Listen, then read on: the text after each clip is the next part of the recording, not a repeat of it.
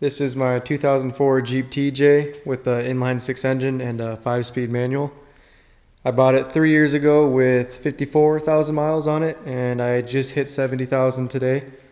Use full Mobil 1 synthetic oil, and I rotate the spare tire in every 3,000 miles. They are Goodyear duratracs, 33 by 12.5, and the rim size is 15. 15 by 10 procomp wheels.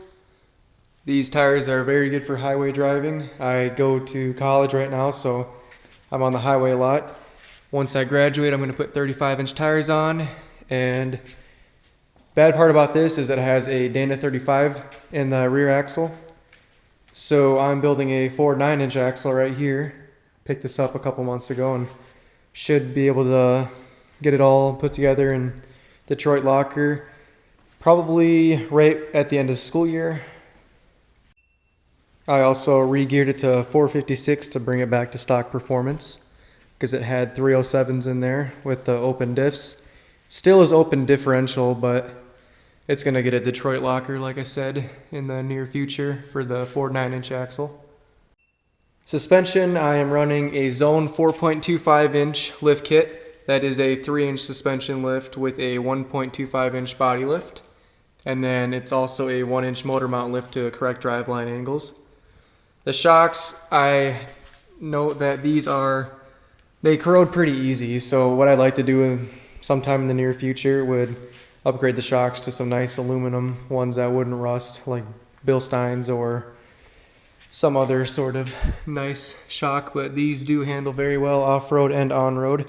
I'm just not a fan of corrosion. The quick disconnects, they were also corroded. So I had a friend powder coat them silver vein, and they turned out very nice compared to what they used to. I also did the battery tray in silver vein. Also has a front adjustable Metalcloak track bar. Fits very nice with this diff cover I have. No rubbing at full flex or anything. For armor, I have full Poison Spyder except for the rear bumper. That was the only thing that came on this Jeep. I bought it completely stock. So when I get that rear axle in, I'm going to do a Poison Spyder rear stinger bumper, I believe. Front is a Rock Brawler bumper, bed lined. Everything on this is bed lined. I have Poison Spyder highline fenders. That was the newest project. Had the hood repainted from doing the hood louver and hood pins and cutting this. The paint did hold on pretty good. I had it spray painted, paint matched with clear coat, but you know, the only way to do it right is get it professionally painted. So had the hood and the side inserts here paint matched. Glad I did it. Full steel. Gained a lot of clearance here for 35s. 33s, they tuck pretty close up to here, so hopefully 35s will be fine. Poison Spyder rock sliders, which is bed lined underneath it as well in the paint so it won't rust.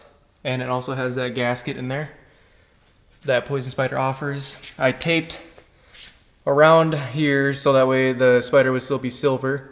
I use Monstaliner on all this, except the front bumper is Extreme Liner and the rear corner guards are Raptor liners.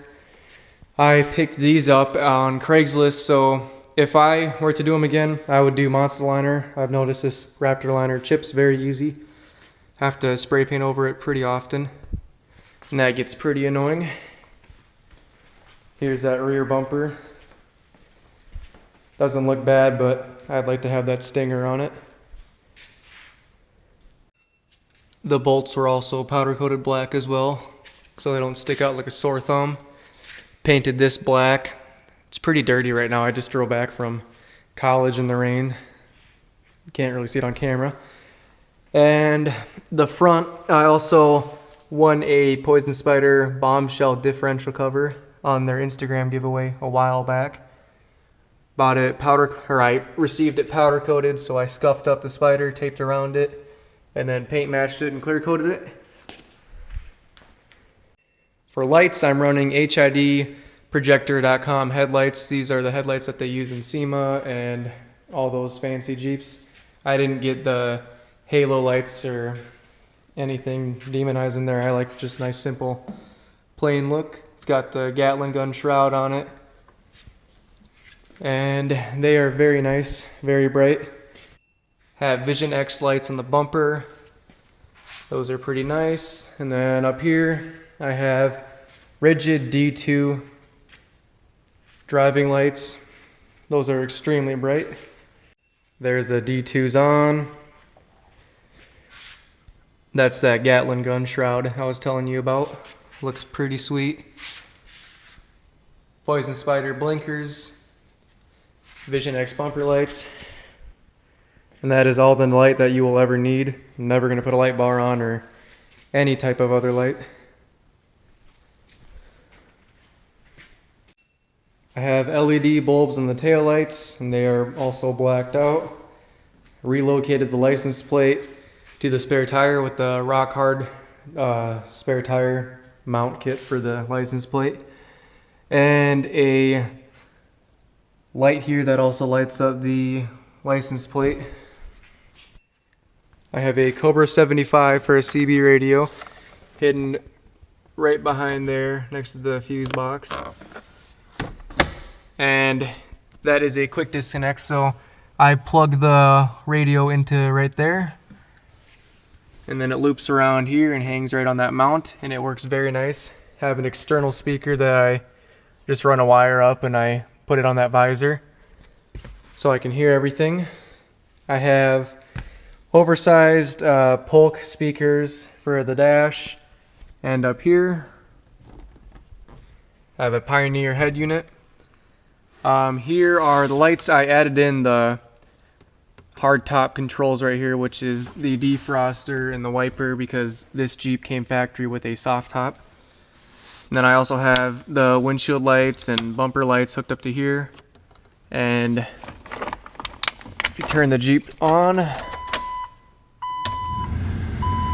lights up there so I can read it at night. I have the fire stick with a quick disconnect on it, and I just made a little 90-degree bend mount right there, and that takes a second to hook up. And that goes right through the tailgate. Not sure if you can see it or not, but it's a clean install and it works very nice. During the summer, I do not have top or doors on. I don't have air conditioning in this, so I only have the top and the doors on during the school year and during winter. So what I did is I built a trunk top type deal. Nobody made one that fit my desires, so what this does is kind of sandwiches up here, and with the tailgate closed, I'll show you how tight it fits.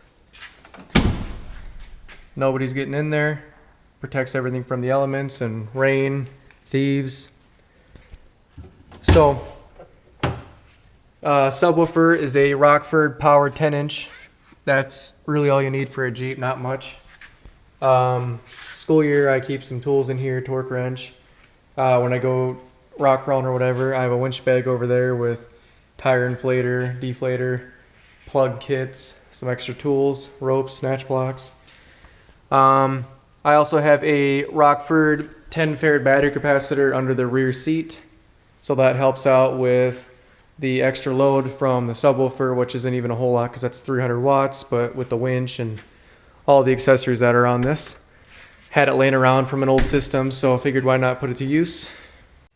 The winch I bought during a Christmas special for I think 800 bucks or 850. It was like around 400 to 450 bucks off after rebate and a Christmas Day special. So I have not had to use it on my Jeep personally. I've helped a couple others out in school parking lot during an ice storm. So yeah, that is wired in under the grill, and I have my winch controller in my center console. So when I need it, controller's right there, plug it in, wrap it around over here, straight into me, and I can control it. But yeah, Warren Xeon 10,000 pound synthetic winch. Looks very nice on that Poison Spyder bumper. Fits very well. Not sure what I'm going to do with that soft top. I just have it sitting around here. It's been there ever since I bought the hard top. There's the winch bag. Here's some of the mounts for the 4.9" too. That's just sitting around. So what I would like to do is window tint for sure. Not sure why I haven't had it tinted yet, but I think that'll look a lot better. Rear had tint on it when I bought the hard top from the factory, I think, but I'd like to do like maybe 15% all around or something. So that is my Jeep. I think I covered just about everything on it. It's a daily driver. It goes on rock crawling trips, mainly to the Black Hills once a year. And then once I get that axle in, we're going to start going to Colorado and Moab and all the more difficult trails. But it does what I need to do. It's been very reliable. That's about it. If you guys have any other questions about it, just leave a comment and I can get back to you. I believe I covered everything though, but who knows? It's easy to skip over something. Hopefully within a year she'll be on 35-inch tires. I'd like to do adjustable control arms. I feel that's a must pretty soon here. High clearance skid plates would be nice. All that, but got to get through school before I do any of that, so there she is.